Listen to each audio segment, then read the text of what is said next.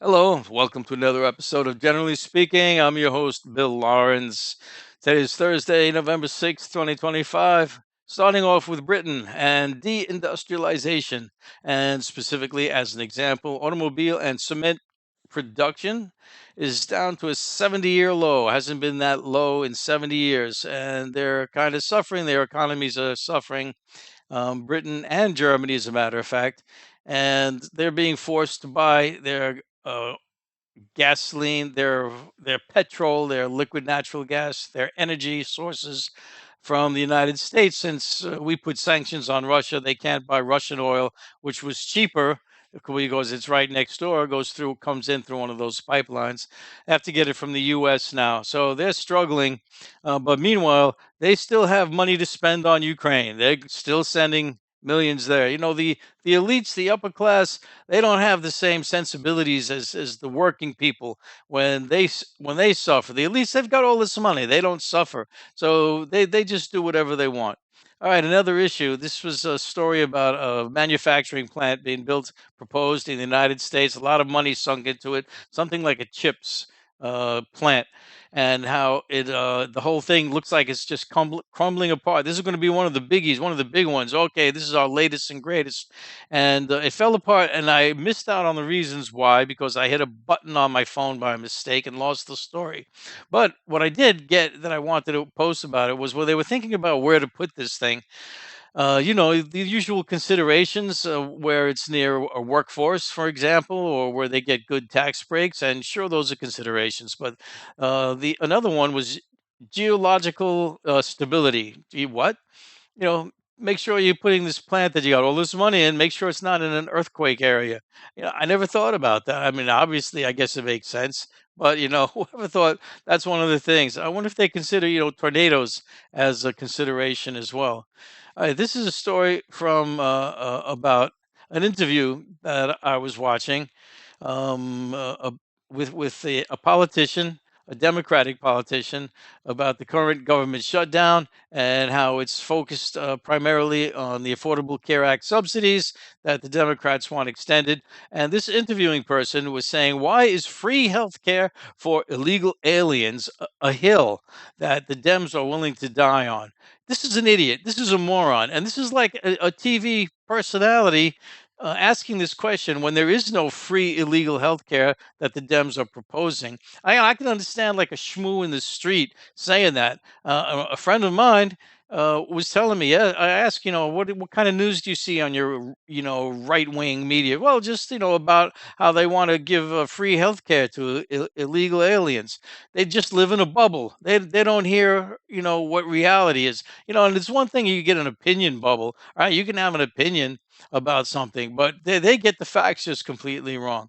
All right, this article was from the Friendly Atheist. There's a Colorado school that wants to get public funding. They call themselves a public school, but they call themselves a public Christian school. So they're trying to get around the fact that they're Christian, which you can't get public funding if you're a Christian school. But they get around it by saying we're a public Christian school. So we're not just for Christians. Anybody can come, but if you come, you're going to get Christian indoctrination. Well, they just keep trying, keep trying, keep trying. Why can't these Christians just stick with their Christianity and leave us out of it? Another um, instance of Christianity being pushed into us is the example of the Indiana lieutenant governor. We hear about complaints that the Muslims want to put a theocratic state in the United States. They want us to be under Muslim law. Well, the Christians want us to be under a Christian law. Me as an atheist, I don't want either one of them. But if you're going to be there, if you support constitutional American values, freedom of speech, freedom of press, the more normal stuff, I would guess, okay, it doesn't matter. It upsets me that there are so many Christians in our government. I never really thought about it until I started hearing things about what they're like. For instance, this Indiana lieutenant governor, he thinks that the LGBT community operates out of a demonic playbook. He also thinks that the three-fifths compromise after the Civil War. That was a good thing that blacks only had three-fifths of the vote. He thinks that his election, when he was running, was a choice between godly boldness and Jezebel's spirit. Jezebel's spirit is like a manipulative spirit, it's a Christian buzzword. He thinks that church state separation is the LGBT community trying to support Hamas.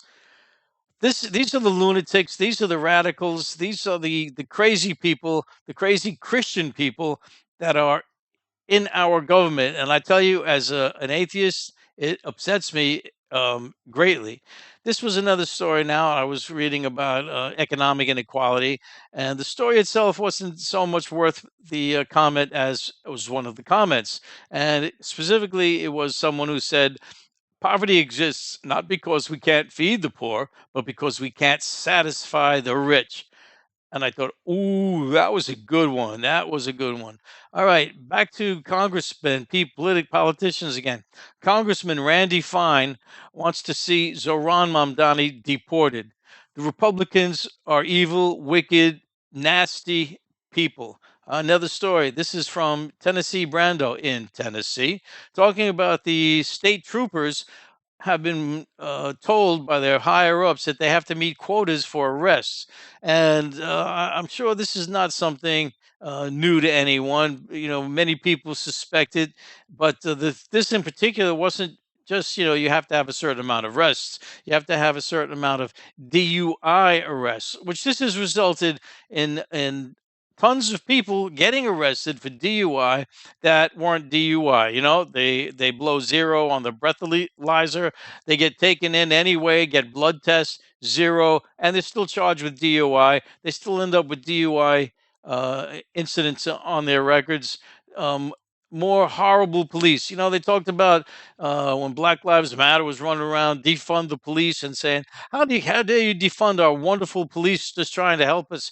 You want there to be no police? You want criminals just go running around with no police? No, no, no. It was, reallocate the funds for the police because they're doing something wrong. And I think one of the first things that needs to be done is having a civilian component that looks at every police video at the end of the day to see what those police were doing and what they did, because so many of the horrible incidences we see are only because these cameras exist. And as it is, the ones that we see that get highlighted in the news are only ones that come to like special attention. I'm sure there are hundreds of incidents that happen, police being aggressive, being brutal, that we don't hear anything about. All right, what else? We got a party. Let's talk about a party at the White House, a gala party, the 29s, a Great Gatsby party. I've heard about Great Gatsby. I never read the book, but the theme of the party is a little party, never heard of anything. And I was watching a comedian commenting, I guess you never read The Great Gatsby because a party did kill someone. But the thing about this party is it's exactly the time when they are refusing to give out SNAP food benefits and refusing to allow the healthcare subsidies to be extended while people are suffering. They're having a party in the White House. All right, this one is from a podcaster called Secular Talk. And the administration is now claiming the authority to summarily execute anyone deemed affiliated with narco terrorist groups. So these are these boats that they're blowing up in the ocean. They're calling them drug smuggling boats. They're trying to bring fentanyl to the United States. These boats couldn't possibly bring fentanyl to the United States. They'd have to refuel 20 times. So they're just fishing boats. They're innocent people and they're being killed right now. We're watching gangsters killing innocent people, and it's just another business blip. At any rate, they're claiming, well, listen, they're narcos. All we have to do is say that they're narcos, and we don't have to arrest them. We don't have to prove anything. We can just kill them. So this kind of attitude, how soon before it just falls into the public domain, the you and me area? They already posted a memorandum, national security presidential memorandum, that if you're anti-American, if they think you're anti-American, anti-capitalist, anti-Christian, you are already suspect of being some kind of terrorist, somebody, truly that probably should be in jail, and we need to investigate you and indict you, perhaps even. And even if we have no charges, we'll just dig into them after we've arrested you and made your life a living hell. This is the Republican Trump government going more and more evil. All right, so the government shutdown is, of course, causing Trump a lot of consternation, and he sees his poll numbers just plummeting. And in fact, now we just had an overwhelming reaction against the GOP in elections in New York. The mayoral candidate Zohran Mamdani won. In New Jersey, Democratic governor won. In Virginia, Democratic governor won. In California, Proposition 50 to allow the remapping of the congressional districts, that won. And he's really upset, and he wants the government shutdown to end, via the filibuster. That if you overthrow the filibuster, which is a requirement that 60 senators have to agree with whatever is being argued about in order to continue, and they can't get to 60. But if they get rid of the filibuster, they could, but the Republican Congress people are saying, well, we're not going to do that, because if we do that, once Democrats get in, there'll be the most horrible consequences in the world. If the Democrats get in, Puerto Rico might become a state. The District of Columbia might become a state, and they'll be Democratic, and then Republicans will really have a hard time. Healthcare, might be expanded for more people. Horrors if that happens, right? So they're not interested in it, and it's really a good thing, because if they do get rid of it, the things that the Trump administration could do, with already looking at what they're trying to do, um, could spell the end of democracy, period, because they'll find ways to make it so if you have the word Democrat on your voter registration, that your vote doesn't count. They could do something like that. They got ultimate power. Congress is the law of the land. So he's Trump is saying, listen, you senators, I'm going to make your life a living hell until you end this filibuster. So this should be interesting to see how much of a living heck he's going to make for these people, how this plays out, because these senators, they see the writing on the wall. They're pretty stupid. They do anything that Trump wants. We've got Mike Johnson, who still hasn't fully completed the process of letting Adelita Grijalva become a congressperson. She was elected to Congress over a month ago in September, and still hasn't been officially signed in, because she'll be the 218th vote to say the Epstein files should be released. And he's been holding it off for I don't know how long. This is going to be interesting to see how long he can do it. He's already being sued, to force him to put her in.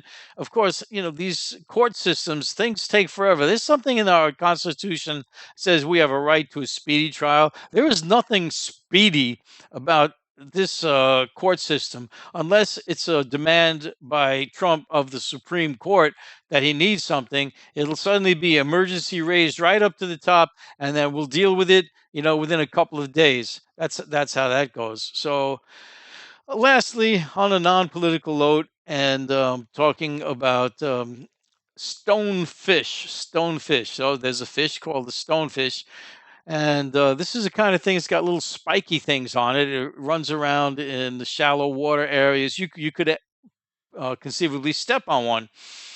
And if you did, your life is going to become a living hell, because they have like 17 different kind of venoms on their spiky little outside that specifically attack your nervous system and open up and energize every pain cell your body has, such that you're going to go into shock, and you might even severely from the pain get a heart attack, because it's so painful. Who ever heard of a stonefish?